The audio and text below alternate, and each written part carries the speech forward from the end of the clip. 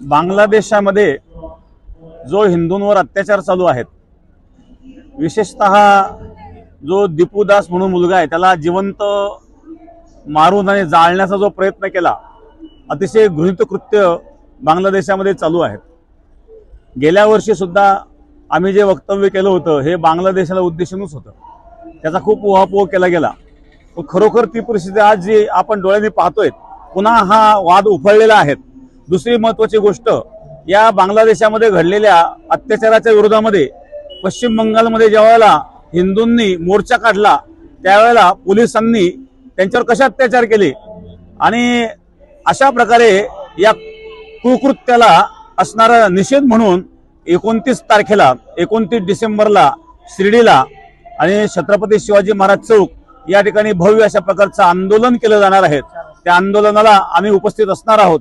आंदोलनाची वेळ हे सायंकाळची 4 वाजेची असणार आहे। सायंकाळी 4 वाजता भव्य असं आंदोलन आणि या हिंदूंवर होणाऱ्या अत्याचाराच्या विरोधामध्ये शिर्डीमध्ये होणार आहेत। शिवाजी चौक या ठिकाणी सर्व जे काही हिंदू बांधव आहेत, सर्व हिंदू संघटना आहेत, सर्वांना मी या ठिकाणी आव्हान करतो की आपण जास्तीत जास्त संख्येने उपस्थित राहावं आणि आपला जो या ठिकाणी एकता आहे ही आपण त्या ठिकाणी दाखवून देण्याचा प्रयत्न करावा। जय हिंद, जय महाराष्ट्र।